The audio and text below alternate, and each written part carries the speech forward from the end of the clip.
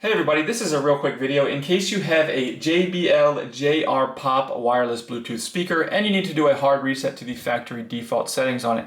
Now you're going to want to do this for one of two reasons. The first one is troubleshooting in case this speaker is not working for some reason, if it's not connecting to your phone or if it's not syncing or pairing with your Bluetooth device. Any kind of issue like this can very often be fixed with a factory reset. Now, if you can't get it fixed or you decide you just want to buy a new speaker, I'll go ahead and put a link in the description to a good speaker at a good price that I actually have and like. But anyways, the second reason you might want to do this is if for whatever reason you just want to clear the pairing history, delete it all off of there, all the settings, so you can set this speaker up like it's new.